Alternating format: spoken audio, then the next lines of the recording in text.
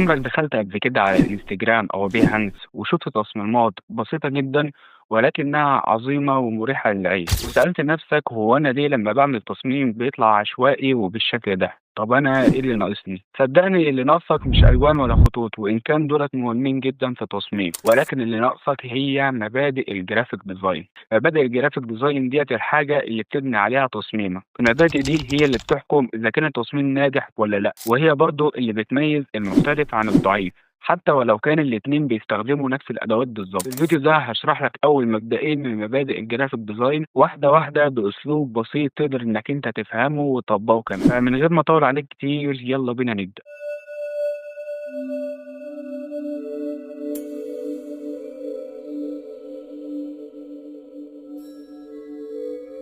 السلام عليكم ورحمة الله وبركاته، أهلا بكم في الحلقة الأولى من سلسلة ورشة الجرافيك على قناة رحلة الإنتاجية. مبدئيا في فيديو قبل ده اتكلمنا فيه عن تفاصيل الكورس وعرفنا إزاي هنمشي في السلسلة خطوة بخطوة هتلاقيه في أول السلسلة. ودلوقتي قبل ما نبدأ نتعلم مبادئ الجرافيك ديزاين محتاجين نفهم يعني إيه مبدأ أصلا. مبادئ الجرافيك هي عبارة عن قوانين بصرية بتحكم شكل التصميم وترتيب عناصره علشان في الآخر يطلع بشكل متناسق ومعبر عن اللي أنت عايز توصله. يعني لو التزمنا بيها وطبقناها على التصميمات بتاعتنا التصميم هيطلع مميز ومريح للعين، ولو تجاهلناها التصميم هيتوه وهيفقد تأثيره. تعال أقول لك مثال بسيط يوضح اللي إحنا بنقوله ده. تخيل لو جبنا إعلان تصميم لمطعم، لو العنوان صغير والتفاصيل في كل مكان والصورة كبيرة والخط مش مكروه، هتعرف تفهم العنوان وتعرف إيه التفاصيل اللي فيه؟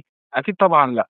وهنا يجي دور مبادئ الجرافيك اللي هتنظم لك كل ده، هتخلي لك التصميم مترتب بشكل متناسق واحجام متوازنه مع بعضها. ولازم تفهم ان المبادئ دي مش قواعد صارمه لازم وحتما انك تطبقها في التصميم، ولكن هي ادله بتخليك توصل فكرتك بافضل شكل ممكن. زي ما المعماري بيستخدم قواعد البناء علشان المبنى بتاعه يطلع ثابت ومظبوط، المصمم كمان ليه قواعد للبصريات علشان تصميمه يطلع مظبوط. انا عارف ان طولت في المقدمه ولكن كان لازم ابين لك اهميه الحلقه دي والحلقتين الجايين وقد ايه مبادئ الجرافيك دي بتفرق في التصميم. فيلا بينا نبدا في اول مبدا من مبادئ التصميم. اول مبدا هو التوازن او البالانس. المبدا ده هو يعتبر اهم مبدا لان تصميمك لو مش متوازن صح فانت تصميمك ملهوش لازمه، لانه هو اللي هيدي للمشاهد احساس ان التصميم ده مستقر مش تقيل من ناحيه وخفيف من ناحيه تانية. قبل ما نعرف ازاي نقدر نحقق التوازن في التصميم بتاعنا تعال اقول لك ايه هي انواع التوازن. الاول التوازن بينقسم لثلاث انواع: التوازن المتماثل والتوازن الغير متماثل والتوازن الاشعاعي.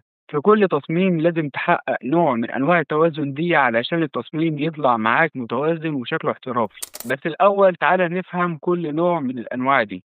أول نوع وهو التوازن المتماثل، والنوع ده من التصميمات بتحس فيه إن التصميم مقسوم نصين، كل جنب بيكون فيه نفس العنصر ولكن هتلاقي إن في اختلاف في اللون. زي التصميم اللي انت شايفه قدامك دلوقتي، هتلاحظ ان اللي على الجنب اليمين هو نفس اللي على الجنب الشمال ولكن جنب ابيض والتاني اسود. التصميمات اللي من النوع ده مش دايما بنستخدمها ولكن لازم تكون عارفها علشان لو اتعرضت لها قدام. النوع التاني وهو التوازن الغير متماثل. النوع ده بيكون فيه توازن برضه بين الجنبين ولكن عناصر مختلفة، فأنت كأنك بتوازن التصميم بالميزان، يكون الكتلة اللي الناحية دي قد الكتلة اللي الناحية التانية بالظبط. يعني لو كان في عنصر كبير واخد مساحة كبيرة في الجنب ده فلازم تحط قدامه كمية عناصر توازنه بالظبط وتاخد نفس المساحة بتاعته علشان يكون في توازن في التصميم. الجنب اللي هنا قد الجنب اللي الناحية التانية، فأنت بتعمل توازن بين الكتل علشان التصميم بتاعك يطلع متوازن ومفيش جنب أتقل من الجنب التاني. فممكن يكون في اليمين عنصر واحد كبير ولكن في الشمال في ثلاث عناصر بياخدوا نفس المساحة بتاعته. النوع الثالث وهو التوازن الإشعاعي، وفي النوع ده بتلاقي كل العناصر طالعة من نقطة مركزية واحدة. زي ساعة الحائط كده بتلاقي ثلاث عقارب بتوع الساعة طالعين كلهم من نقطة واحدة، سواء عقرب الثواني أو عقرب الدقايق أو عقرب الساعات. كذلك الموضوع في النوع ده من التصميمات. فتعال ناخد مثال عشان تفهم الموضوع أكتر.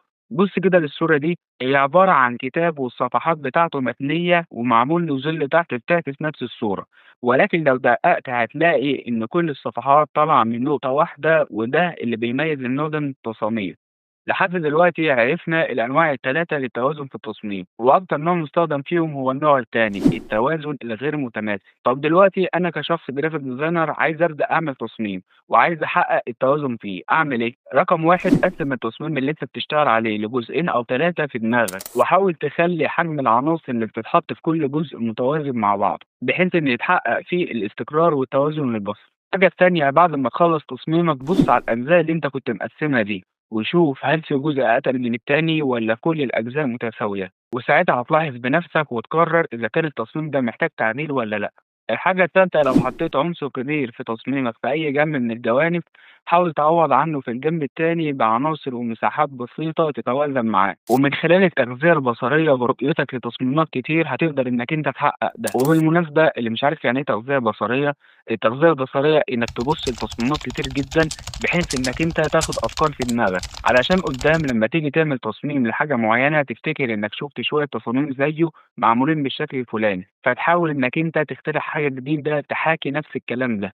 فده معنى التغذية البصرية، وهي مفيدة جدًا، جدًا، جدًا في التصميمات. وهاحط لك شوية تصميمات في قناة التليجرام، عايزك تبُص عليهم وتحللهم بنفسك، وتطبّق اللي أنت فهمته وتشوف هل الصور دي مناسبة للي أنت اتعلمته والّا لأ، وكمان ده هيدّيك تغذية بصرية كويسة هتساعدك قدّام. نخش بقى على المبدأ التاني من مبادئ التصميم وهو التباين أو الcontrast.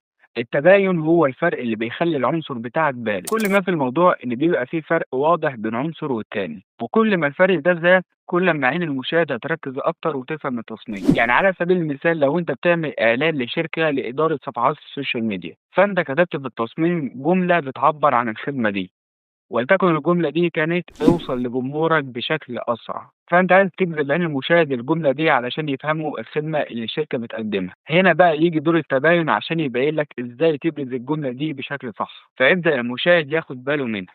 والتباين ده ليه أنواع، أول نوع وهو الألوان المتعاكسة، يعني تخيل لو قدامك قايمة زي دي كتبت فيها القليوبية وسوهاج وأسوان والقاهرة وحطيت في وسطهم مصر، لو ظهرت لك القايمة دي بالشكل ده هيبقى الموضوع عادي وهتبُص على العناصر كلّها بنفس المستوى، بس أنا عايز ألفت انتباهك لمصر، فباخلّيها بلون مختلف عكس الألوان دي، فبالتالي أول ما تشوف التصميم هتلاقي عينك راحت للحاجة اللي باينة أو اللي بارزة وواضحة، فده معنى اللون وعكسه، إن كل الحاجات اللي حواليك تبقى بلون واحد ولكن الحاجات اللي أنت عايز تميزها تبقى بلون مختلف.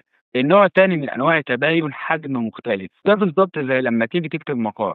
هتلاقي نفسك بتبرز العنوان وبتخلّي باقي الكلام بخط صغير، زي بالضبط التصميم اللي أنت شايفه ده، هتلاقي العنوان بخط كبير وباقي الكلام بخط صغير، فأنت كده ظهرت العنوان في التصميم وخلّيت عين المشاهد تيجي عليه هو أول حاجة. الحاجة اللي بعد كده وزن الخط bold وlight. bold يعني خط سميك وlight يعني خط رفيع، يعني مثلًا لو أنت اشتغلت على الوورد قبل كده أو أي تطبيق تصميم هتلاقي لمّا تيجي تكتب text معين هتلاقي في حرف B كده، لو دوست على حرف الB ده بتلاقي الخط ابتدى يتخن، وحرف الB دوّة اختصار لكلمة bold. فمثلًا لو هتكتب سطر زي ده في التصميم بتاعك بنفس الحجم، ولكن جيت على كلمة معينة وعايز توضحها وتظهرها، هنا هتخلّيها bold، فبالتالي هتلاقي الكلمة دي بقت واضحة لأي حد يتفرج على التصميم. الحاجة الرابعة أشكال مختلفة، يعني مثلًا إنك تحط دايرة ومربع جنب بعض، على سبيل المثال لو وريتها في الصورة دي، أكيد أول مكان عينك راحت عليه هو المربع.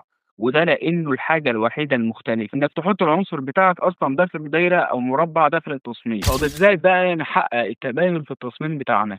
إحنا بنعمل التباين علشان نبرز حاجة معينة في التصميم، فأول حاجة لازم تكون عارف إيه هي الحاجة دي، ممكن الحاجة دي تكون صورة أو text أو أيقونة أو كلمة أنت عايز توصّلها لحد، فكل حاجة لها طريقتها في التباين، فعلى حسب الحاجة اللي معاك هتبتدي تحدد الطريقة اللي هتبينها بيها. الحاجة اللي بعد كده بُص على المسافات. خلّي في فرق واضح بين العناصر عشان ما تدخّلش كل حاجة في بعض. لحد هنا خلّصنا المبدأ التاني من مبادئ الgraphic design. هنشرح باقي المبادئ في الفيديوهات الجاية إن شاء الله، فكون متأكد إنك مشترك في القناة عشان يوصل لك إشعارات الفيديوهات اللي بننزّلها أول بأول، وتأكد إنك مشترك في قناة التليجرام هتلاقيني سايب لك اللينك بتاعها تحت في وصف الفيديو، علشان أنزّل عليها تصميمات تطبّق عليها اللي أنت شُفته واتعلمته النهارده. أشوفكم في فيديو جديد، سلام عليكم.